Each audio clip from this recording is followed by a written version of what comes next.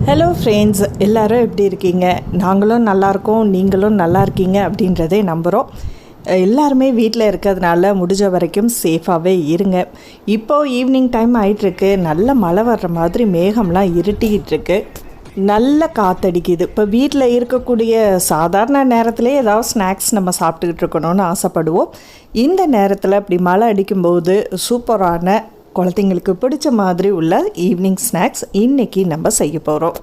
Leave டைமில் நம்ம மட்டும் செய்யாமல் குழந்தைங்களோட சேர்ந்து செய்யும்போது குழந்தைங்களும் நல்ல ஒரு க்ரியேட்டிவிட்டியோட ரொம்ப இன்ட்ரெஸ்டிங்காக அந்த ஸ்நாக்ஸும் செய்வாங்க.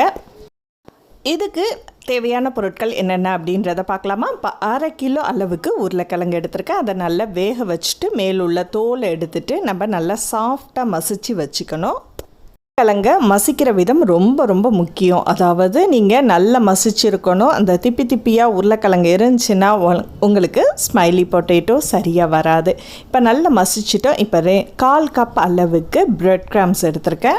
2 டேபிள் ஸ்பூன் அளவுக்கு கார்ன்ஃப்ளவர், 1/2 டேபிள் ஸ்பூன் அளவுக்கு தனி மிளகாய் தூள், தேவையான உப்பு, கொஞ்சம் ஒரு 1/4 டீஸ்பூன் அளவுக்கு சீரகத்தூள், இது எல்லாத்தையுமே போட்டு நல்லா மிக்ஸ் பண்ணி விட்டுடுங்க. கையில் எண்ணெயோ அல்லது தண்ணியோ எதுவும் சேர்க்கக்கூடாது. கொஞ்சம் எக்ஸ்ட்ரா தேவைன்னா கார்ன்ஃப்ளவர் மாவோ அல்லது பிரெட் கிராம்ஸோ சேர்த்து நல்லா பிசைஞ்சு வச்சுருங்க. இப்படி கையில் ஒட்டவே கூடாது, அதுதான் சரியான பதம். இப்போ சரியான பதத்தில் நமக்கு உருளைக்கிழங்கு ரெடி ஆகிடுச்சு. இதை ஒரு 1/2 hour ஃப்ரிட்ஜில் மூடி போட்டு வச்சுருங்க. இப்போ 1/2 மணி நேரம் ஆகிடுச்சு. இப்போ ஃப்ரிட்ஜிலேருந்து எடுத்துகிட்டேன். கையில் ஒட்டாத அளவுக்கு சரியான பதத்தில் இருக்குது. இதை நம்ம ஒரு பாதி பீசஸாக கட் பண்ணி எடுத்துக்கலாம். ஏன்னா நம்ம சின்ன சின்ன உருண்டைகளாக தான் நம்ம செய்ய போகிறோம். உங்ககிட்ட பட்டர் பேப்பர் இருந்துச்சுன்னா இந்த மாதிரி அது ஒட்டாமல் வரும். ஏன்னா இதில் லைட்டாக உருளைக்கிழங்கு கார்ன்ஃப்ளவர் இந்த மாதிரி தான் போட்டிருக்கிறதுனால லைட்டாக பிசுப்பு ஒட்ட ஆரம்பிக்கும். அதனால் பட்டர் பேப்பர் கீழே இருந்துச்சுன்னா போட்டுங்க, இல்லைன்னா நார்மலாக உள்ள சப்பாத்தி கட்டையிலே நம்ம வச்சுக்கலாம். இப்போ நல்லா உருண்டை பிடிச்சிட்டு இந்த பட்டர் பேப்பருக்கு நடுவில் கொஞ்சம் அழுத்தம் கொடுத்துட்டு அதுக்கு மேலேயும் ஒரு பட்டர் பேப்பர் வச்சு நான் இந்த மாதிரி ரவுண்டான பிளேட்டால் கொஞ்சம் நல்லா கையை வச்சு நல்லா ப்ரெஸ் பண்ணுங்கள். அல்லது ரோலிங் பின், அந்த சப்பாத்தியை வளப்பம் பார்த்திங்களா, அதை வச்சு லைட்டாக தேய்ச்சா கூட போதும். இதுனா நமக்கு ஈவனாக ரவுண்டு வரும். எல்லீஸாக இருக்கக்கூடாது, ஓரளவு நம்ம கட்லெட் சைஸுக்கு இருக்கிற மாதிரி பண்ணிக்கணும். இப்போ ரவுண்டான எந்த ஒரு ஷேப் இருந்தாலும் சரி. நான் இது அஞ்சரை பெட்டியில் இருக்கக்கூடியது நல்லா ஷார்ப்பாக உள்ள மூடியை எடுத்திருக்கேன். அந்த பவுலில் வச்சு நான் அந்த ரவுண்டாக இப்போ 3 இது கட் பண்ணி வச்சுருக்கேன். எக்ஸஸாக உள்ள மாவெல்லாம் எடுத்து வச்சிடலாம். இப்போ நமக்கு ரெடி ஆகிடுச்சு. பாருங்கள், கொஞ்சம் மொத்தியாக இருக்கணும். அந்த கட்லெட் அளவுக்கு இருந்தால் தான் உங்களுக்கு ஸ்மைலி பொட்டேட்டோ ஷேப் கரெக்டாக வரும்.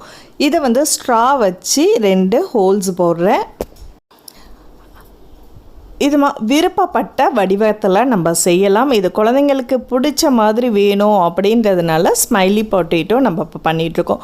ஸ்பூனோட நைஃபை வச்சு கரெக்டாக பண்ணணும். இது இல்லைன்னா ரொம்ப கோவப்பட்டுடும்.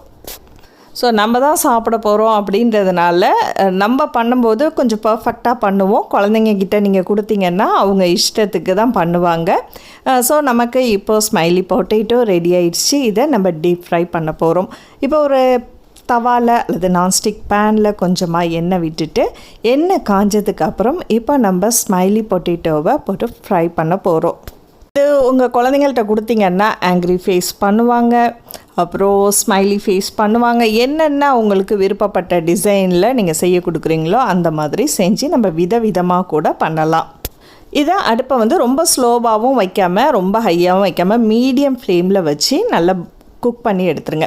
2 பக்கமும் பொன் வறுவலாக லைட்டாக தான், இது ரொம்ப கோல்டன் ப்ரௌன் ஆகணும்னு அவசியம் இல்லை, நல்ல சாஃப்டாக இருக்கும் உங்களுக்கு. இப்போ நமக்கு ஸ்மைலி பொட்டேட்டோ ரெடி ஆகிடுச்சு.